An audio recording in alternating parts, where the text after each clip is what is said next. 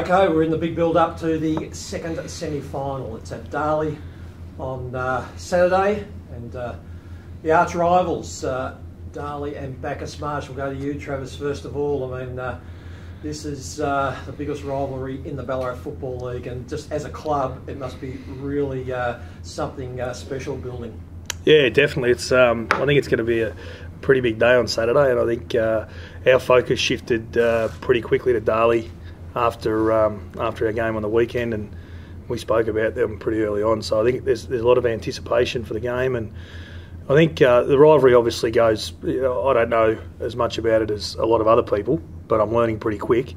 And I think the fact that we're both in a position to challenge for a flag makes that rivalry a lot more intense than potentially it has been in previous years, where the Marsh have struggled a bit. Premierships in the last 2 years to the two clubs, so there's been plenty of success there. And let's go across to Shane and Darley, and the fact that you're lucky enough you finished below Bacchus Marsh in the ladder, and here you are hosting the game. How much of an advantage do you see that as far as you'll have the home crowd support? We know what a home crowd is like at Darley. Yeah, it's a great position for us to be in, to get the game at Darley Park. But you know, we've got a pretty good opposition to play against, so yeah, the challenge is there for us to take it up. Obviously, you've grabbed that second chance with that important win at the weekend, and it sort of changes a little bit of the complexion as to where you can go now. Yeah, it does. Yeah, it's third position is a good spot to finish in, provided you win your first final, obviously. And yeah, now it sets us up for a massive game. Dane obviously kicked 4 goals in the weekend for you. How important is he up forward? Yeah, Dane's a super player. Really experienced player now. Really clever around goals. He had a lot of shots. Got a lot of the footy, so he's hitting form at the right time. Travis, just to you if I can. Obviously, you know, I think on the weekend, defensive pressure against the Lakers was spot on. You know, probably chalk and cheese compared to Redan the week before. Was that something you guys worked on in the week leading up to the Lakers? No, it was more, without any disrespect to a home and away game, it was more that we'd set ourselves for the Lakers game. So the Redan game was one we had to play. You've got to turn up and play, and we wanted to play and get through. But the Lakers we'd set ourselves for, and yeah, I think they copped us pretty close to our best. I thought our pressure was really good, particularly early when the game was in the balance. I thought we started well. We kicked a few goals to the non-scoring end, and then obviously really capitalised at the scoring end in the second quarter and had ourselves in a strong position at half time. So yeah, I think it's been a theme of ours all year and last year, and it's something that we need to do well to win games.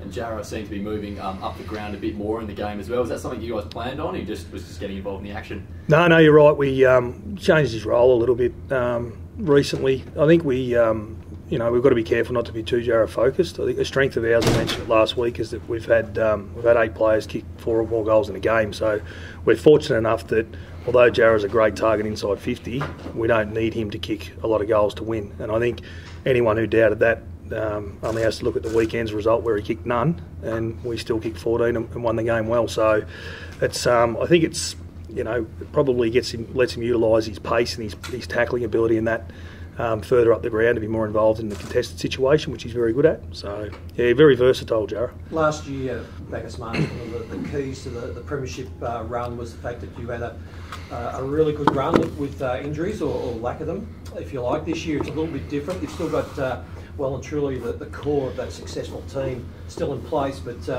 you go into this game with quite a few players either under a cloud or hopefully coming back, and we'll just run through a few of them if we could.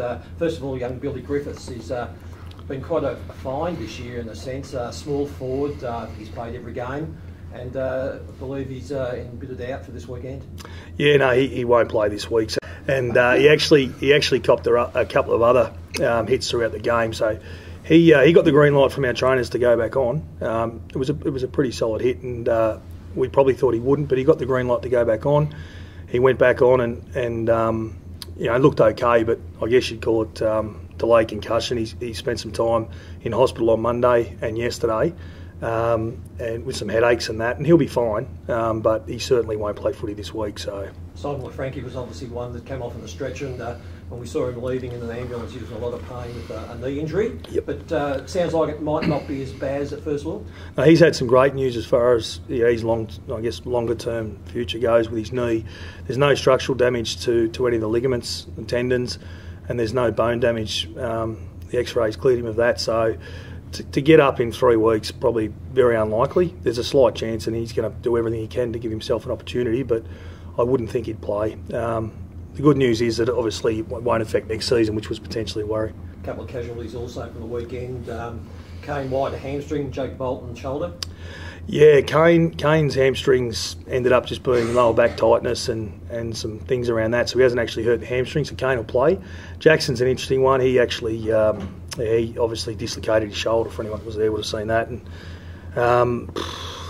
50-50 maybe. He's really keen to play. Yep. He's a ripping kid, Bolts, and tough, and he's put his hand up if he can get himself up, so we'll just have to wait and see on Thursday night. Scott Sherlock's been out for quite a while since then, doing a hamstring. Any chance this week? Or?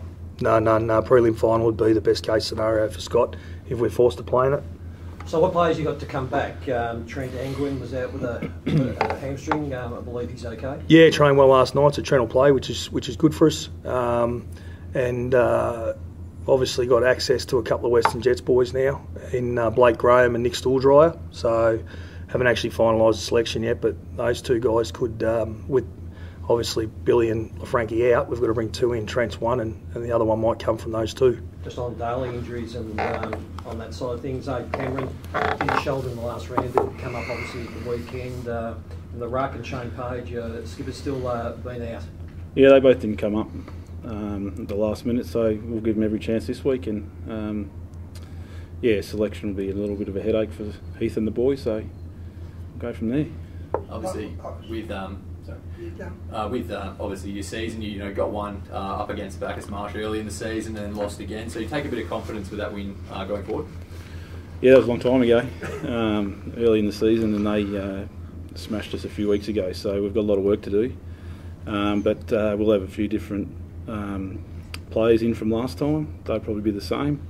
So we start again at 0-0. Obviously against North City, you got off to a great start. Important to start well again. Yeah, crucial. Yeah, absolutely.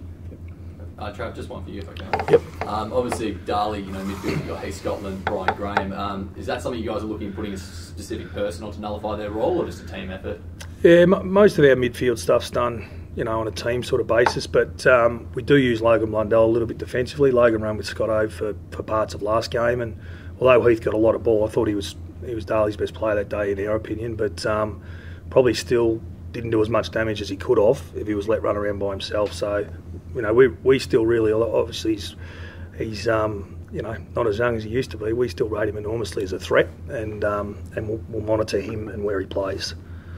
Following on from Dave's injury list, and this is to both clubs, but specifically Trav, having the reserves both committing playing this weekend too, as a senior coach, be good for the club, but you probably prefer them not to be playing, give you a bigger option for selection?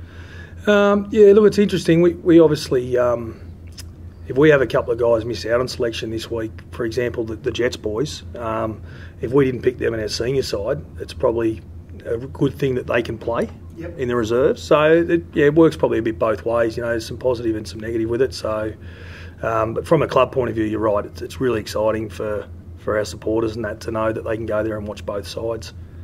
And the same question, obviously, to you, Shane, but I don't know whether you can speak on behalf of Heath or not, but the same sort of thing is, with the injuries, it means that you're probably looking at under 18 kids to step up if your senior players don't. Yeah, well, from my point of view, I think it's great that the seconds are in training, because if your seconds aren't in, some of them can drop off. You don't have the numbers at training, so we've got a full squad at training, which makes everything easier. And like Trav said, if the guys aren't going to get picked in the ones, they've got a game to play in the seconds and get a game under their belt, so that's really handy.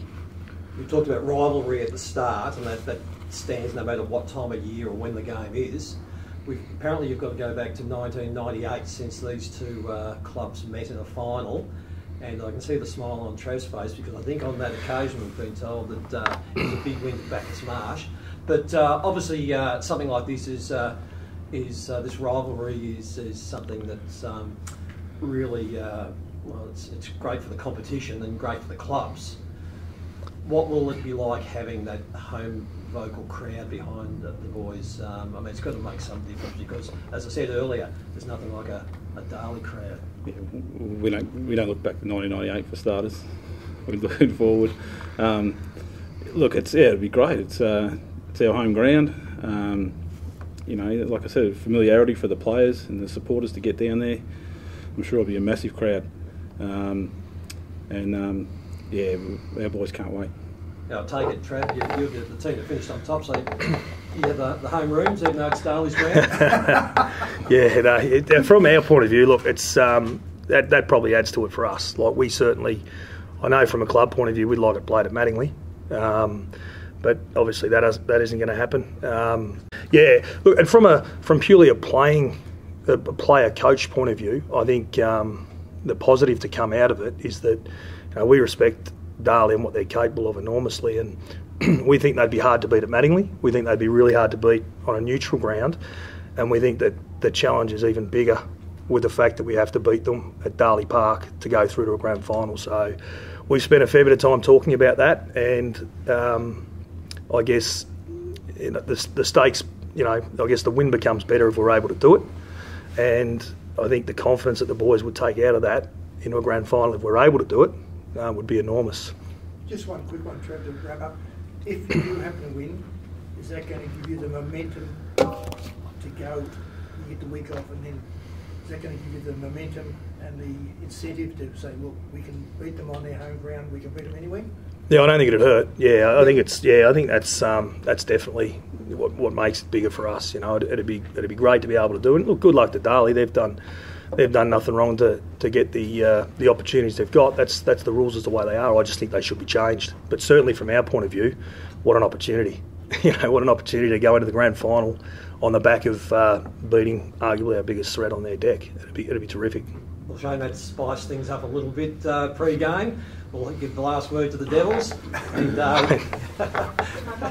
what's your, obviously, it's a good feeling. You're back, as far as the club's concerned, back where you think you should be, at the top of the end of the competition, shooting for a second flag. And what would be better and sweeter than to go into a grand final beating the Cobras? Yeah, well, the start of the year, the goal is to play in the second semi, the way the top six falls. So we've ticked that box, but there's a couple of pretty important games, to get through first. We could meet them again. So let's just get over this one first and see what happens after that.